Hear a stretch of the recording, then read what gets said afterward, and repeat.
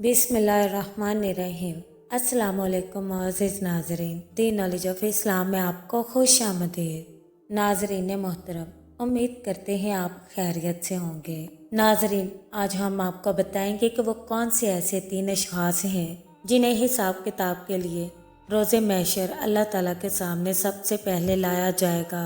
ناظرین محترم، جو لوگ بس اسی دنیا کی زندگی اور اس کی خوش نمائیوں کے طالب ہوتے ہیں، حضرت ابن عباس رضی اللہ تعالیٰ عنہ بیان کرتے ہیں کہ جو شخص دنیاوی زندگی میں اپنے اعمال کا بدلہ اور اس کی زیب و زینت کی خواہش کرتا ہے، ہم اس کے اعمال کا بدلہ صحت و تندرستی، اہل و عیال اور مال و متاع میں مسرت کی صورت میں عطا کرتے ہیں اور وہ اس میں گھاٹے میں نہیں رہتے۔ ناظرین، جیسا کہ اللہ تعالیٰ فرماتے ہیں، جو کوئی دنیا کا خواہش مند ہو اسے یہی ہم دے دیتے ہیں جو کچھ بھی جسے دینا چاہیں۔ جس شخص کی نیت، خواہش اور مقصود صرف دنیا ہی ہو تو اللہ تعالیٰ اس کی نیکیوں کا بدلہ دنیا ہی میں چکا دیتا ہے۔ ایسا شخص دنیا سے خالی ہاتھ جاتا ہے، اس کے نامہ اعمال میں کوئی قابل ذکر عمل نہیں ہوتا جس کا اسے معاوضہ ملنا باقی ہو۔ البتہ مومن کو دنیا میں بھی اعمال حسنہ کا بدلہ ملتا ہے اور آخرت میں بھی وہ اجر جزیل کا حقدار ہوگا۔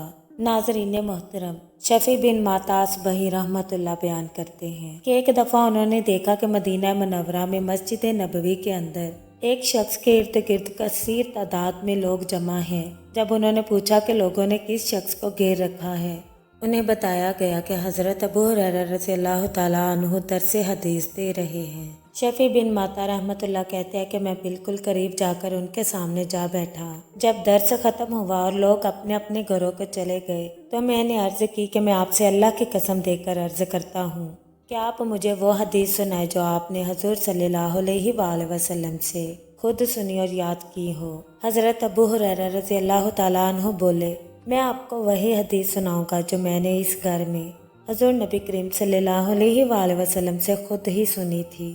اس وقت میرے اور حضور نبی کریم صلی اللہ علیہ وآلہ وسلم کے سوا کوئی اور شخص نہ تھا۔ یہ کہہ کر وہ بے ہوش ہو گئے۔ کافی دیر کے بعد سنبھلے اور فرمانے لگے کہ آج میں تم کو وہی حدیث سناؤں گا جسے میں نے اس گھر میں حضور نبی کریم صلی اللہ علیہ وآلہ وسلم سے خود سنا تھا، اور اس وقت حضور نبی کریم صلی اللہ علیہ وآلہ وسلم اور میرے سوا کوئی اور شخص موجود نہ تھا۔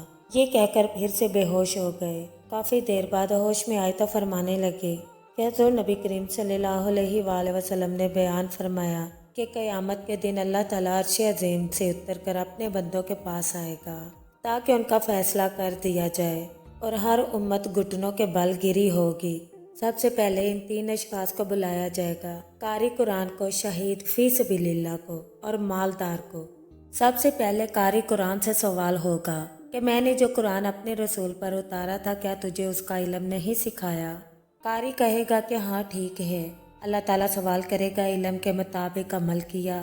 قاری جواب دے گا، اے رب کریم، میں تمام دن اور رات تلاوت کرتا رہتا تھا۔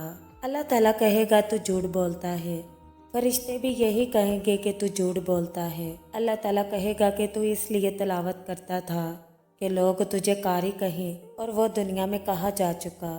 اس کے بعد مالدار شخص کو پیش کیا جائے گا اور سوال ہوگا، کیا تم کو اتنی وسعت مال نہ دی گئی کہ تو کسی کا محتاج نہ رہا؟ وہ جواب دے گا کہ اے اللہ، تو بالکل ٹھیک اور صحیح کہتا ہے۔ اللہ تعالیٰ پوچھے گا، جو کچھ تم کو ملا اس کے مطابق عمل کیا؟ بندہ جواب دے گا، اے رب کریم، میں صلہ رحمی کرتا اور صدقہ دیتا رہا۔ اللہ تعالیٰ فرمائے گا، تم جھوٹ کہتے ہو۔ فرشتے بھی کہیں گے کہ تو جھوٹ بولتا ہے۔ اللہ تعالیٰ فرمائے گا کہ تمہارا ارادہ یہ تھا کہ تمہیں سخی کہا جائے، چنانچہ یہ دنیا میں کہا جا چکا۔ اب اس شخص کو پیش کیا جائے گا جو اللہ کی راہ میں شہید ہوا۔ اللہ تعالیٰ پوچھے گا کہ تم کیوں قتل ہوئے؟ وہ بندہ جواب دے گا، اے رب کریم، تو نے جہاد کا حکم دیا اور میں تیرے راستے میں دین کے دشمنوں سے لڑ کر شہید ہوا۔ اللہ تعالیٰ کہے گا کہ تو جھوٹ بولتا ہے۔ فرشتے بھی کہیں گے کہ تو جھوٹ بولتا ہے۔ اللہ فرمائے گا، تیرا ارادہ یہ تھا کہ لوگ تجھے بہادر کہیں، اور وہ کہا جا چکا۔ یہ واقعہ بیان فرما کر رسول صلی اللہ علیہ وآلہ وسلم نے میرے گھٹنے پر ہاتھ مار کر فرمایا، اے ابو ہریرہ رضی اللہ تعالیٰ عنہ، یہی وہ 3 افراد ہیں جن کو قیامت کے دن سب سے پہلے جہنم کی آگ جلائے گی۔ नाजरीन मोहतरम, जब एक शख्स कोई अमले सालिहा अल्लाह की रज़ा के लिए अंजाम देता है, जैसे कि सदका खैरात, रोज़ा, नमाज, रिश्तेदारों से सिला रहमी और उनसे हुस्न सलूक या किसी पर जुल्म करने से रुक गया, बहुत से अमाले हुस्ना करता है, लेकिन उन अमाल की बजावरी में आखिरत के अजर व सवाब का ख्वाहिशमंद नहीं होता, बल्कि चाहता है कि दुनिया में ही उसे उसका बदला मिल जाए, जैसे कि वो अपने मालो मता की हिफाजत का ख्वाहिशमंद हो, इसमें इजाफे का तलबगार हो, अपने अहलो याल की इज्जत व आबरू, उनकी हिफाजत जहन में हो और चाहता हो कि वो ऐश और आराम की ज़िंदगी बसर करे। इन अमाले हुस्ना से ना तो वो जन्नत का तलबगार हो और ना जहन्नम के अजाब से बचने की तमन्ना हो। बस ऐसे शख्स को उसके अमाल का बदला दुनिया ही में चुका दिया जाता है और आखिरत में उसका कतन कोई हिस्सा ना होगा। नाज़रीन, दूसरी किस्म पहली किस्म से ज़्यादा ख़तरनाक है।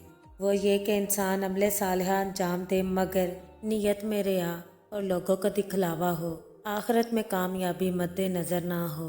नाज़रीन मोहतरम, जो भी काम करना हो वो अल्लाह की रज़ा के लिए ही करना चाहिए, क्योंकि अल्लाह की रज़ा में किया गया काम ही अल्लाह ताला को बहुत ज़्यादा पसंद है। नाज़रीन मोहतरम, कुछ लोग दिखलावे की इबादत करते हैं और कुछ लोग दिखलावे की सखावत करते हैं। ऐसे लोग अल्लाह ताला को पसंद नहीं, इसीलिए अल्लाह ताला सबसे पहले इन लोगों को जहन्नुम की आग में जलाएगा। नाजरीन, उम्मीद करते हैं आपको हमारी वीडियो अच्छी लगी। कमेंट बॉक्स में अपनी राय का इजहार ज़रूर कीजिएगा और इस चैनल पर नए आने वाले दोस्तों से गुजारिश है कि चैनल को सब्सक्राइब ज़रूर कर लें और बेल आइकन को प्रेस करना मत भूलें, ताकि हमारा हर नोटिफिकेशन आपको टाइम पर मिल सके।